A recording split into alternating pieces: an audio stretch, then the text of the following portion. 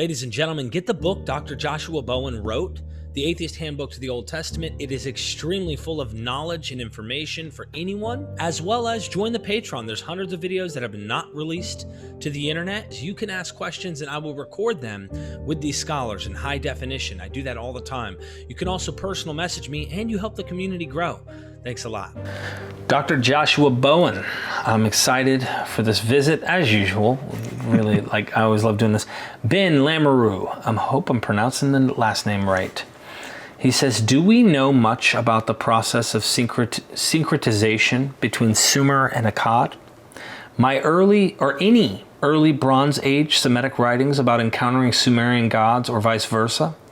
How much do we know about Marduk before Babylonians rise to prominence under Hammurabi? There's more. I know. I'm going to have you repeat each one. That's fine, yeah. I've often heard it said in New Testament scholarship that prophecy doesn't tend to get written down unless it's fulfilled.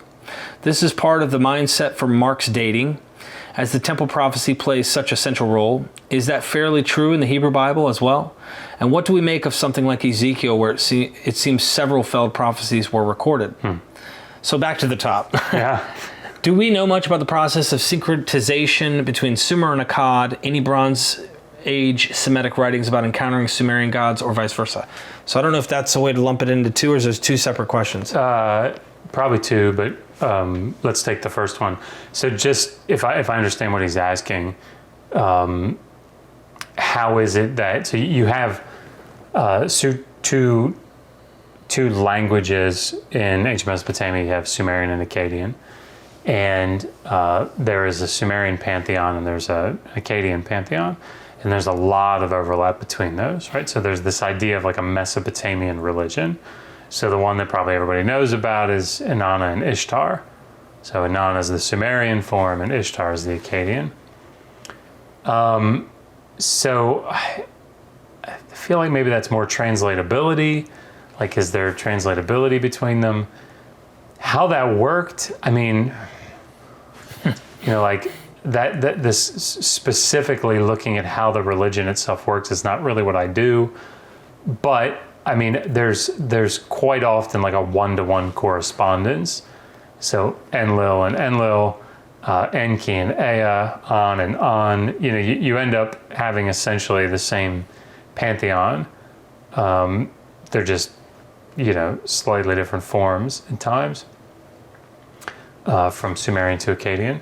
So I don't know that there's, like, syncretism normally is something akin to, and maybe he's asking about this and I just didn't catch it, but syncretism is more like you've got 2 or 3 or 4 different deities that all get sort of subsumed under one later deity. So a good example of this would be Yahweh. So you get El-Elyon, you've got El, you've got El Shaddai, right? Shaddai, and these are separate deities that it sort of just becomes it's like his epithet, it's like his title, the God Most High, or so individual deities that it becomes clear. What it's like. It's trying to think of something modern that we could do that with, but well, I mean, the Wu-Tang Clan, right? So the Wu-Tang Clan is not quite the same, but I guess it kind of is. If you actually had, but let's see if I can do this. Well, like Rizza, and well, they all do, but like Rizza has like 9 different names that he went by.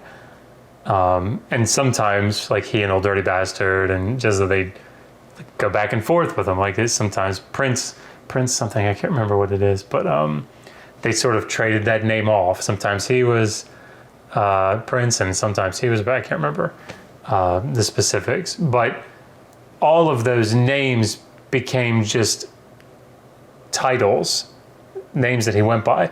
But had there originally been, like each of those names actually been a different artist, syncretization would be well, RZA was always those artists. It's just those were different titles for him. In other words, they all get sort of subsumed underneath of one deity. So Marduk, this happens with Marduk. It happens with Asher, happens with Ishtar. The individual deities sort of get subsumed. It's like, well, that's an aspect of Marduk's deity, or that's a title for him. So I don't like how that process happens. I mean, I'm sure it's incredibly complicated. But no, I mean, between Sumerian and Akkadian, particularly around like the end of the 3rd millennium, beginning of the 2nd millennium, like it's just sort of it seems like, again, not my area of specialization, but it seems like there's sort of this one-to-one correspondence between them. So more like translatability. Who is Inanna? Well, Ishtar is Inanna. And who is Enlil? Well, Enlil is Enlil, and so on. Okay. And then continuing, he says, any early Bronze Age Semitic writings about encountering Sumerian gods or vice versa? About encountering Sumerian gods. I don't know that I know what he means. Semitic writings. So like maybe from... So, all right, I'll see if I can't walk through, and maybe it'll become clear as I walk through. So the early Bronze Age is essentially most of the 3rd millennium BCE, and during that period you have like the biggest corpus of Akkadian literature is the Old Akkadian period literature, the Old Akkadian texts. And so then I guess the question would be, in Akkadian texts encountering Sumerian deities. Well, it says Semitic. So any early Bronze Age Semitic writings about encountering Sumerian gods or vice versa. So wouldn't Semitic potentially be Canaanite? And that... No, I mean, what we'd see in Mesopotamia would be Akkadian. So Akkadian is a Semitic language. Okay. I'm assuming that's what he's talking about. Okay, probably. And again, I don't know that they would have viewed it that way in this sense. I could be wrong. I have not thought about this at all. So I'm going to tell you something I haven't thought about at all. I have a feeling it's going to happen in a lot of these Patreon questions, but... It's okay. I don't know that they would have thought this is a distinct deity. I think what they would have thought is this is, like, Ishtar is Inanna. So people could read Jean Bottero's book on writing, reasoning, and the gods. Torvald Jacobson also has a big book on, I think, hidden treasures in darkness. I always forget the name. But they talk about sort of these aspects of deities. Also, Elio Oppenheim's book, Can We Write a Mesopotamian Religion? There's a chapter in there, Can We Write a Mesopotamian Religion? It's in his red book that's right there, but I can't remember the title. Anyway, Oppenheim, it's the only book that's Portrait of a Dead Civilization. That's what it is.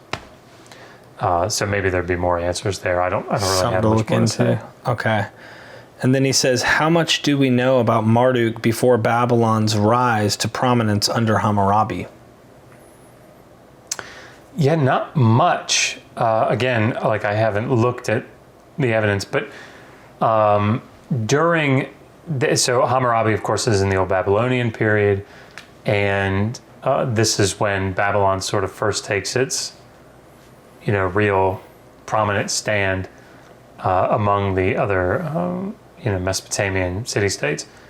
And so, just very briefly, at the end of the 3rd millennium, you have this roughly 100-year period where the city of Ur in the south becomes very, very powerful, and it has this, this dynasty that has essentially control of not only most of Mesopotamia, but but also the periphery over in the Zagros Mountains and to the east. And that comes to an end with, as we understand it, Ishbi era. And Ishbi era founds the Isin dynasty from the city of Isin. That gets taken over by the city of Larsa. So the Larsa dynasty, you see this period's called the Isin-Larsa period, very creatively.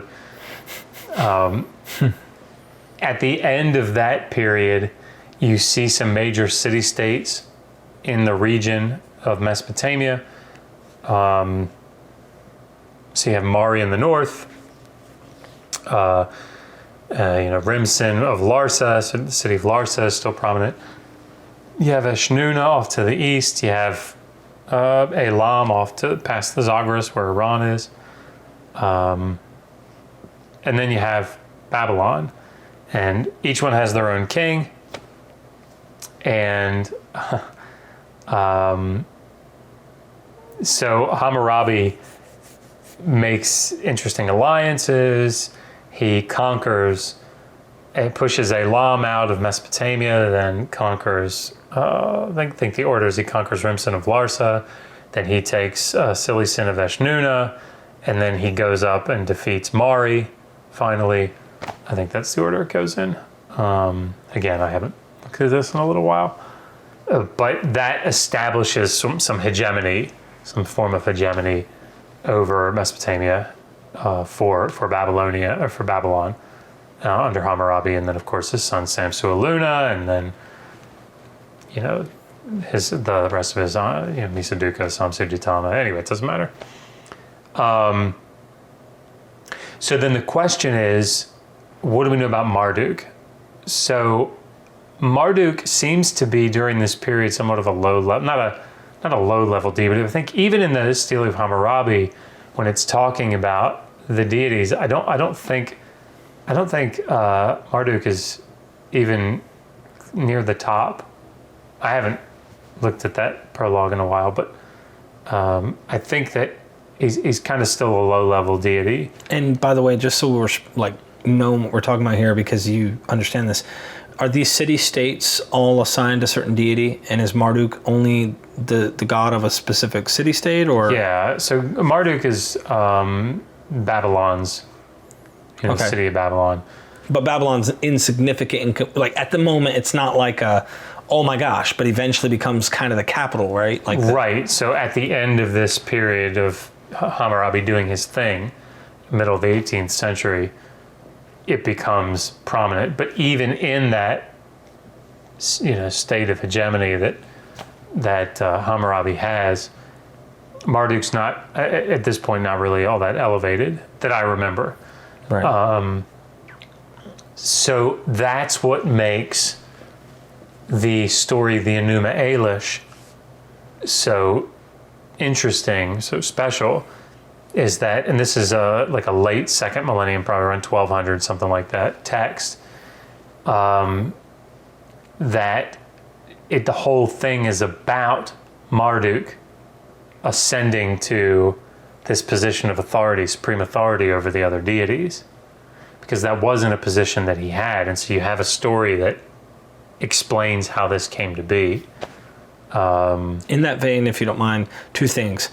And I don't want us to rabbit trail off of Ben's good question here, but this is powerful stuff, I think. Did Marduk exist as a man at one point who's deified? Or is it best to say this is a fictional deity that actually they believe is beyond human? It never was a human, it's beyond that. And then number two in that vein is the rise of Babylon. So whenever we hear, the rise of Marduk, we're technically saying that city-state is when it boosts up. There's a reality here on Earth to why the deity becomes supreme, because the city-state. Yeah, I mean, it's probably slightly more complex than that, but I think you're probably on to something there. So during the Kassite period, which is the old Babylonian dynasty fell, Hammurabi's dynasty fell right at the beginning of the 16th century, and and again, I haven't thought through the historical narrative here recently, but the Kassites come into power in Babylonia and down in the south, and they have different deities, but by the time it certainly seems like by the end of the second millennium, you have at least this shift. Somebody wrote an article about this, and there's no way that I'm going to remember who did it because I haven't looked in probably 4 years. But somebody wrote an article about this. Maybe I'll try to look later. Okay. About how the development of Marduk came about. I suspect actually it's in, not that article that I'm thinking of, but I suspect he talks about it. And that is W.G. Lambert. Yeah, Lambert's book, Babylonian Creation Myths. I'll just look real quick. This is such a great series, by the way. Just want to see if he's got a...